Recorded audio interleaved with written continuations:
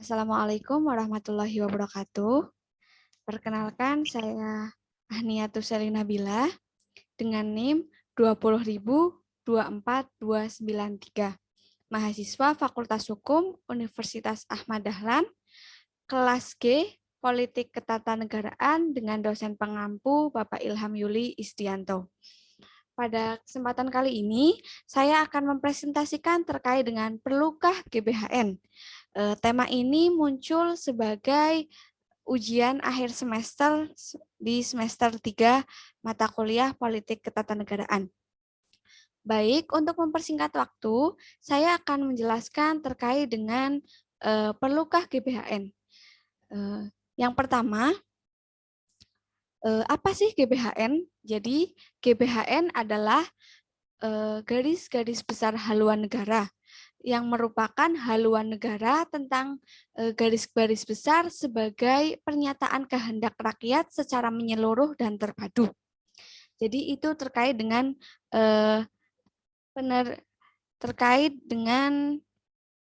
pengertian GBHN. Apakah slide saya berpindah ke slide kedua GBHN? Iya, sudah.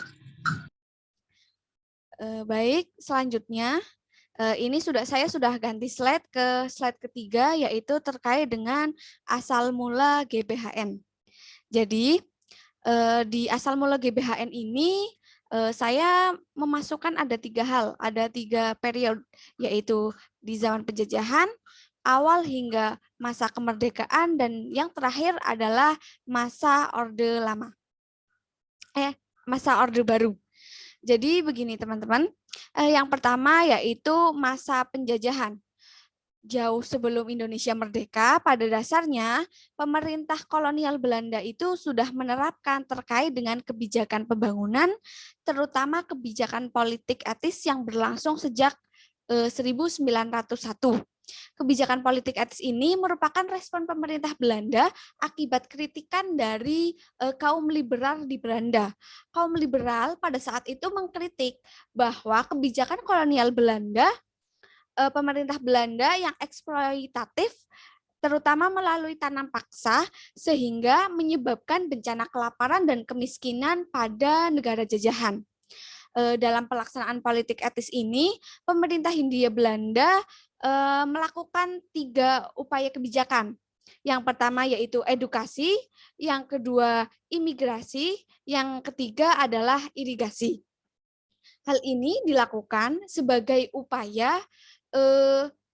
upaya kebijakan kolonial, watak dan intensi yang terkandung dalam kebijakan tidak dapat dilepas dari kepentingan yang terkandung dalam keinginan kolonial, yaitu untuk mempertahankan dominasi dan eksploitasi di daerah jajahannya.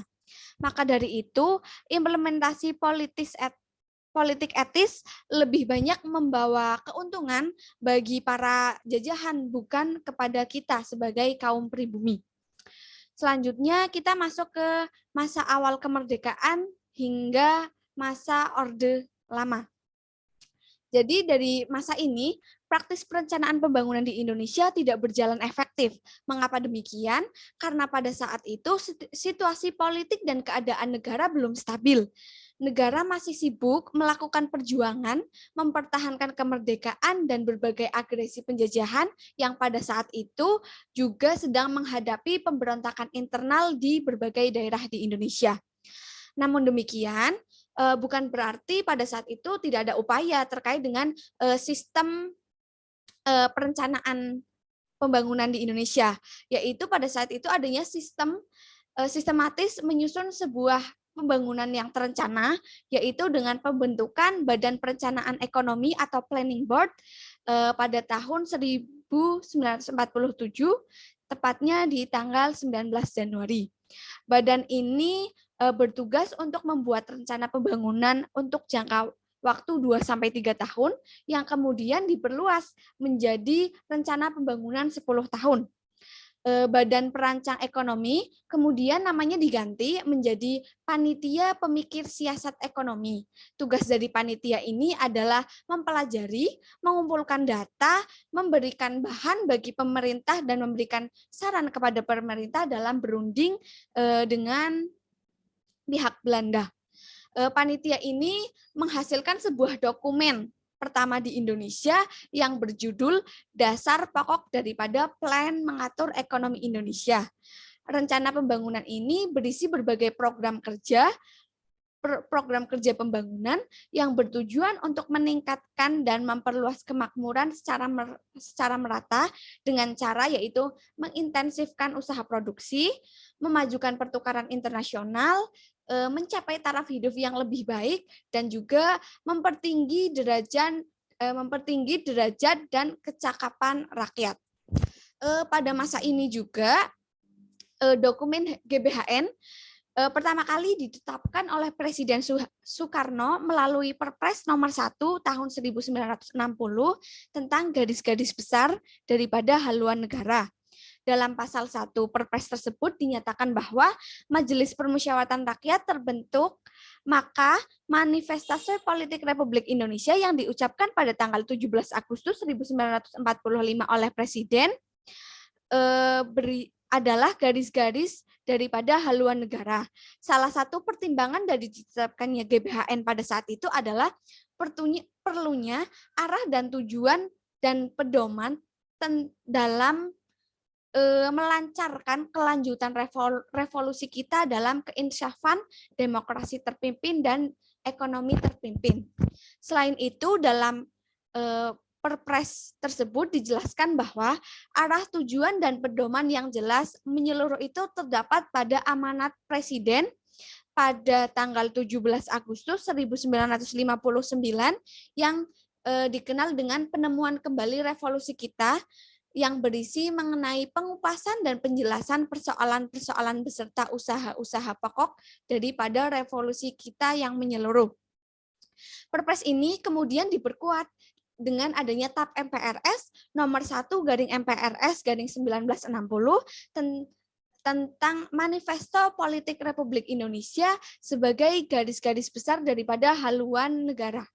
Dalam ketetapan ini dijelaskan bahwa amanat Presiden pada tanggal 17 Agustus 1960 dikenal dengan nama Jalannya Revolusi Kita.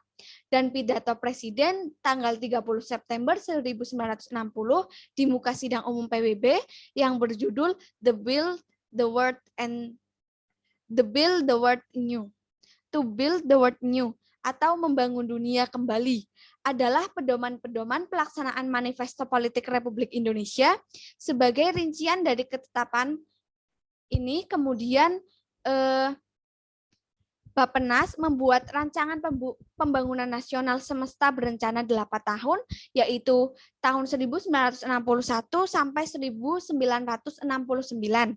Rancangan ini kemudian diterima dan ditetapkan oleh MPRS melalui garis-garis besar pola pembangunan nasional semesta berencana tahap pertama tahun 1961 sampai 1969 melalui TAP MPRS nomor 2/MPRS/1960.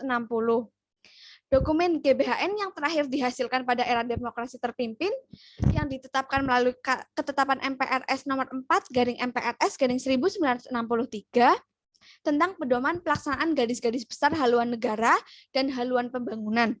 GBHN ini juga mengacu pada pidato Presiden tanggal 17 Agustus 1961 berjudul Resopim, yaitu Revolusi Sosialisme Indonesia, Pimpinan Nasional. Dan pidato Presiden tanggal 17 Agustus 1962 berjudul Tahun Kemenangan. Selanjutnya kita masuk ke masa Orde Baru, yaitu di zaman Bapak Soeharto. Pada saat itu Pak Soeharto dengan dibantu para ekonom mulai menyusun berbagai strategi rencana pembangunan untuk memulihkan kondisi ekonomi yang pada saat itu limbung. Soeharto mengeluarkan Instruksi Presidium Kabinet nomor 15/EK/IN/1967 yang menugaskan Bappenas untuk membuat rencana pemulihan ekonomi. Bappenas kemudian menghasilkan dokumen yang dinamakan Rencana Pembangunan 5 Tahun atau disingkat Repelita 1. Untuk kurun waktu 1969 sampai dengan 1973. Era Repelita ini berlangsung sampai dengan Repelita keenam, yaitu pada tahun 1998. Proses perencanaan era Repelita selalu didasarkan pada GPHN yang dihasilkan oleh MPR yang bersidang 5 tahun sekali. Pada kurun waktu 1969 sampai dengan 1998, bangsa Indonesia berhasil menyusun rencana pembangunan nasional secara sistematis melalui tahapan 5 tahunan. Pembangunan tersebut merupakan penjabaran dari garis-garis besar haluan negara yang memberikan arah pedoman bagi pembangunan negara yang untuk mencapai cita-cita bangsa sebagaimana yang diamanatkan dalam pembukaan UUD atau Undang-Undang Dasar Negara Republik Indonesia tahun 1945. Pemerintah Orde Baru melakukan konsolidasi melalui berbagai proyek pembangunan yang mereka jalankan seperti pembangunan waduk dan irigasi, pembangunan infrastruktur jalan, penataan pranata sosial, hingga pengaturan media. Semua itu dilakukan sebagai upaya menciptakan stabilitas politik sebagai prasyarat bagi pembangunan ekonomi. Semua kekuatan dan aparatus negara pada saat itu dikerahkan untuk mewujudkan stabilitas politik yang merupakan bagian dari proses depolitisasi pembangunan. Proses pembangunan pada kurun waktu tersebut sangat berorientasi pada output dan hasil akhir. Sementara itu, proses dan terutama kualitas institusi yang mendukung dan melaksanakan tidak dikembangkan, bahkan ditekan secara politis, sehingga menjadi rentan terhadap penyalahgunaan dan tidak mampu menjalankan fungsinya secara profesional. Ketertinggalan pembangunan dalam sistem dan kelembagaan politik hukum dan sosial menyebabkan hasil pembangunan menjadi timpang dari sisi keadilan dan dengan sendirinya mengancam keberlanjutan proses pembangunan itu sendiri. Proses pembangunan pada kurun waktu tersebut sangat berorientasi kepada hasil akhir dan juga output. Sementara para institusinya itu tidak didukung secara fungsi dan profesional, sehingga terjadi ketertinggalan pembangunan, hasil pembangunan menjadi timpang dan sisi keadilan dengan sendirinya mengancam keberlanjutan proses pembangunan itu, sehingga diterpa krisis moneter dalam waktu sekejap pada bulan Mei 1998. Itu terkait dengan asal mula GBHN. Lalu sebenarnya hilangnya GBHN itu bagaimana sih? Tapi sebelumnya ini slide saya sudah berpindah ya teman-teman ke hilangnya GBHN. Ya. Jadi gini, hilangnya GBHN selama kurun waktu 1999 sampai dengan 2002, MPR melakukan kerja bersejarah yaitu mengamandemen Undang-Undang Dasar 1945 dalam amandemen yang ketiga tahun 2001, pasal 3 menyatakan bahwa Majelis Permusyawaratan Rakyat menetapkan undang-undang dasar dan garis-garis besar daripada haluan negara diubah menjadi pasal 3 ayat 1 yang menghapus kewenangan MPR untuk menetapkan GBHN. Sehingga bisa dikatakan kewenangan MPR terkait dengan penetapan GBHN ini dihapuskan, yang menyebabkan hapusnya GBHN itu sendiri. Hapusnya GBHN itu sendiri dan juga hapusnya kewenangan MPR merubah pemilihan presiden dan wakil presiden di Indonesia yang tadinya dipilih oleh MPR kemudian dirubah, yaitu dipilih langsung oleh rakyat. Dengan dipilih langsung oleh rakyat, maka wewenang presiden yang dipilih secara langsung oleh rakyat menentukan rencana pembangunannya sendiri. Tidak diperlukan adanya bimbingan lagi dari MPR, tidak diperlukan adanya tolak ukur dari MPR, sehingga presiden itu tidak bisa lagi dijatuhkan karena perbedaan kebijakan, perbedaan pendapat dalam kebijakan antara MPR dan Presiden, sehingga yang bisa menjatuhkan Presiden adalah hal-hal yang berkaitan dengan pelanggaran hukum dan juga pelanggaran konstitusi. Selain itu tidak lagi kepada pelanggaran HAM. Untuk pertama kalinya Indonesia itu tidak lagi mengacu pada GBHN yang sudah dihapus dalam perumusan Rencana Pembangunan Nasional sejak tahun 2003. Selanjutnya, yaitu terkait dengan sebelum dan sesudah amandemen. Jadi sebelum amandemen, sebelum adanya perubahan Undang-Undang Dasar 1945, Pasal 1 Ayat 2 secara eksplisit itu menyatakan bahwa kedaulatan ada di tangan rakyat dan dilakukan sepenuhnya oleh MPR, sebagaimana dikemukakan dalam penjelasan UUD 1945, yaitu MPR merupakan penyelenggaraan negara yang tertinggi dan sekaligus pemegang kekuasaan negara tertinggi. Penegasan posisi ini tak lepas dari posisi MPR yang dianggap penjelmaan dari rakyat, yaitu memegang kedaulatan negara. Untuk melanjutkan posisi tersebut, penjelasan UUD 1945 menyatakan kedaulatan rakyat dipegang oleh suatu badan bernama MPR sebagai penjelmaan seluruh rakyat Indonesia. Karena posisi sentral dalam desain bernegara, Pasal 3 Undang-Undang Dasar Negara Republik Indonesia tahun 1945 menyatakan bahwa MPR menetapkan Undang-Undang Dasar dan garis-garis besar haluan negara. Dalam penjelasan Pasal 3 Undang-Undang Dasar 1945 dinyatakan MPR memegang kedaulatan negara dengan kekuasaannya yang tidak terbatas. Jika dilihat konstruksi yuridis Pasal 1 Ayat 2 Undang-Undang Dasar 1945 serta penjelasan yang dikaitkan dengan Pasal 3 Undang-Undang Dasar 1945 serta penjelasannya secara konstitusional, pembentukan GBHN tak lepas dari posisi MPR yang memegang kedaulatan bertemu dengan peran MPR dan pemilihan presiden dan wakil presiden. Itu terkait dengan peran dan kewenangan MPR serta kesinambungan antara MPR dan GBHN sebelum amandemen. Selanjutnya yaitu setelah amandemen, setelah diadakannya perubahan Undang-Undang Dasar 1945, Pasal 1 Ayat 1 tidak lagi meletakkan kedaulatan rakyat kepada MPR, tetapi dilaksanakan menurut Undang-Undang Dasar 1945, dan karena perubahan ini, Undang-Undang Dasar 1945 tak lagi menempatkan MPR dalam posisi lembaga negara tertinggi, begitu pula hubungannya dengan pengisian jabatan eksekutif tertinggi dalam situasi normal. MPR tidak memiliki wewenang untuk memilih presiden dan wakil presiden.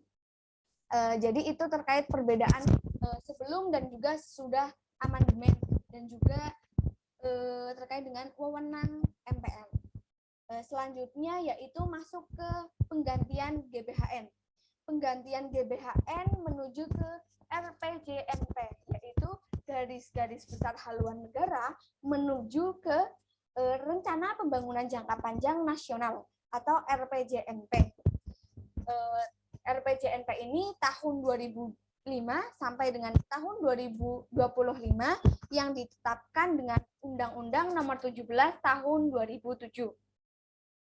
Jadi apa sih itu RPJMP? Jadi gini, RPJMP itu adalah dokumen perencanaan pembangunan nasional periode 20 tahun terhitung sejak tahun 2005 sampai dengan tahun 2025. Ditetapkan dengan maksud memberikan arahan sekaligus menjadi acuan bagi seluruh komponen bangsa, baik pemerintah, masyarakat, dan dunia usaha dalam mewujudkan cita-cita dan tujuan nasional sesuai dengan visi, misi, dan arahan pembangunan yang disepakati bersama.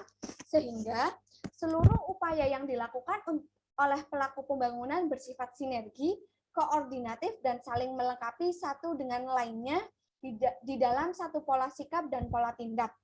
Dokumen ini kemudian diturunkan ke dalam Rencana Pembangunan Jangka Menengah atau RPJM, dan juga dokumen Rencana Pembangunan Tahunan yang disebut dengan Rencana Kerja Pemerintah atau RKP. Dokumen yang menjadi dasar penetapan anggaran, pendapatan, dan belanja negara atau APBN.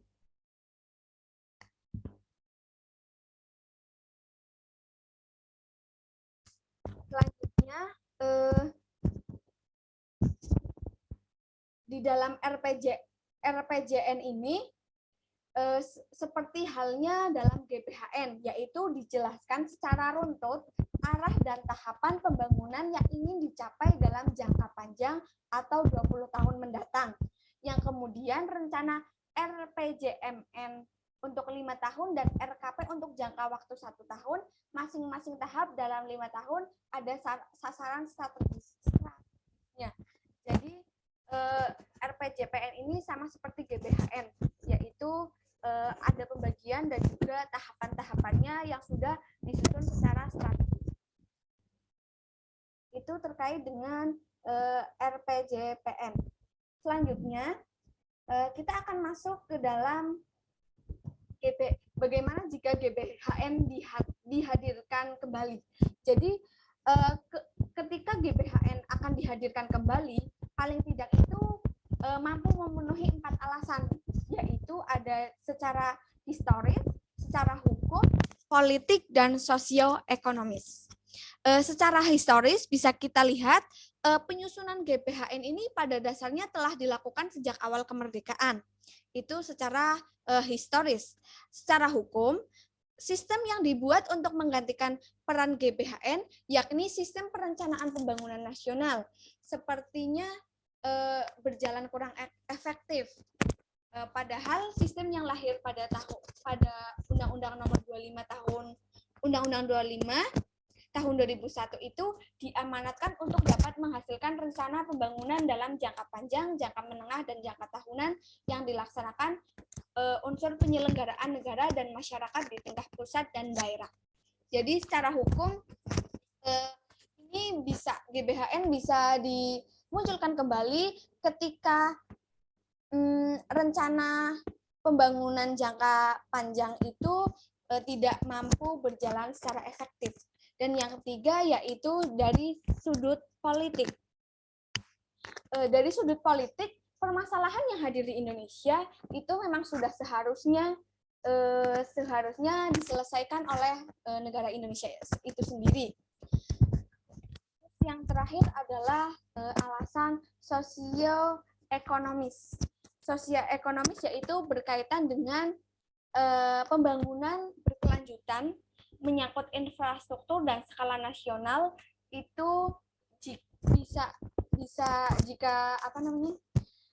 GBHN bisa dimunculkan jika pembangunan menyangkut infrastruktur itu berjalan itu tidak adil seperti itu. Tetapi pada presentasi kali ini saya mengatakan bahwa GBHN itu tidak perlu dihadirkan kembali. Mengapa? Karena dalam proses pembangunan di Indonesia sebenarnya itu bukanlah pembangunan di Indonesia itu bukanlah disebabkan ketiadaan panduan dalam perencanaan pembangunan dalam jangka panjang.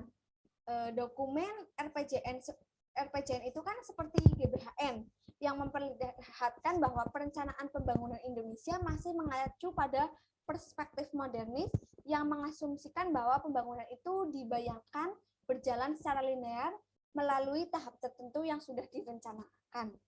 Kekacauan dan benturan perencanaan pembangunan di Indonesia itu lebih banyak disebabkan oleh faktor-faktor politik ketimbang faktor-faktor teknis. Itu yang menjadi penyebab saya mengatakan bahwa GBHN tidak perlu dihadirkan kembali. Karena apa?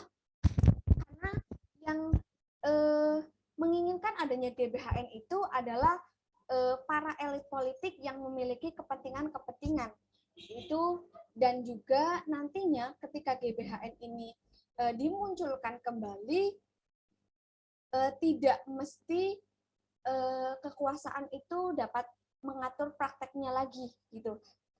Ketika GBHN muncul kembali, belum pasti pengaturan praktek pembangunan itu bisa berjalan dengan sesuai rencana. Bisa saja itu malah apa dikatakan diam di tempat atau bahkan semakin terpuruk. Jadi saya mengatakan GBHN tidak perlu dihadirkan kembali jika hanya didorong oleh faktor-faktor politik dan juga elit-elit tertentu. Itu terkait dengan GBHN. Lantas bagaimana sih langkah yang harus kita lakukan? Langkah yang saya sampaikan jika GBHN ini tidak dilakukan. Yang pertama, kita bisa melakukan revisi. Revisi apa? Yaitu revisi undang-undang, revisi terkait dengan ketentuan Undang-Undang Nomor 25 Tahun 2004 dan juga Undang-Undang Nomor 17 Tahun 2007 itu harus diubah agar lembaga-lembaga negara bersama-sama itu bersinergi dan berkesinambungan untuk mencapai tujuan bersama, yaitu tujuan bernegara. Selain itu, Undang-Undang MD3 diubah sehingga MPR, DPR, dan DPD memiliki undang-undang tersendiri. Selanjutnya, yang selanjutnya yaitu dalam undang-undang tentang MPR dimasukkan kewenangan untuk menyusun dan menetapkan GBHN. Sementara Undang-Undang Nomor 12 Tahun 2011 diubah dengan menetapkan kembali status hukum ketetapan MPR sebagai hierarki norma hukum yang mengikuti keluar secara hukum. Selain revisi undang-undang, yang kedua ada konvensi ketatanegaraan, yaitu lembaga-lembaga negara seperti DPR, DPD, dan MPR mengadakan sidang bersama untuk menyusun haluan strategis pemerintah dalam jangka panjang dan memberikan wewenang kepada Presiden untuk menetapkan fokus dan skala prioritas kerja yang disesuaikan dengan visi dan misi saat kampanyenya. Fokus dan skala prioritas itu harus mengacu kepada haluan yang ditetapkan hasil sidang bersama MPR, DPR, dan juga DPD. Menjelang 6 bulan usai mandat kepresidenan, MPR, DPR, dan DPD harus melakukan evaluasi dan memberikan catatan-catatan kemajuan yang dicapai dari pelaksanaan haluan negara. Jadi, nantinya kita tidak perlu melakukan GBHN lagi, tapi kita bisa mengatakan kayak semacam kolaborasi antara pihak-pihak terkait, yaitu MPR, DPR, dan juga DPD untuk melaksanakan proses haluan negara. Mungkin itu saja yang dapat saya sampaikan terkait dengan presentasi saya mengenai perlukah adanya GBHN. Saya persilahkan kepada teman-teman untuk dapat memberikan pertanyaan, atau kepada yang ingin bertanya, saya persilahkan.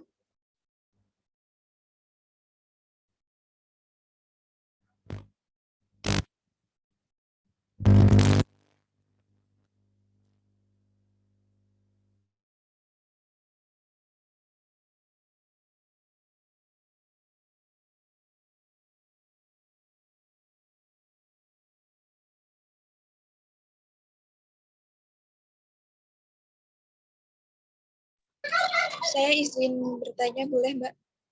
Ya, dipersilahkan.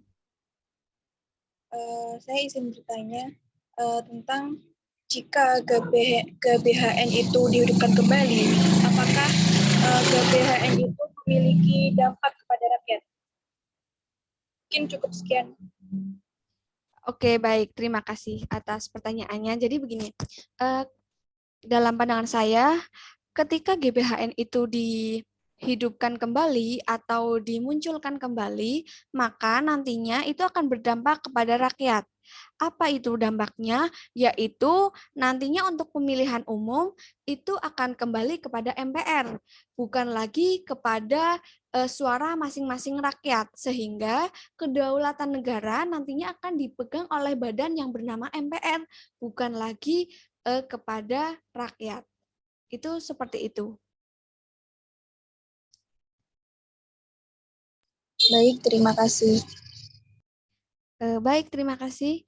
Apakah dari teman-teman yang lain ada yang ingin ditanyakan lagi sebelum saya tutup presentasi saya pada sore hari ini? Tidak, Mbak.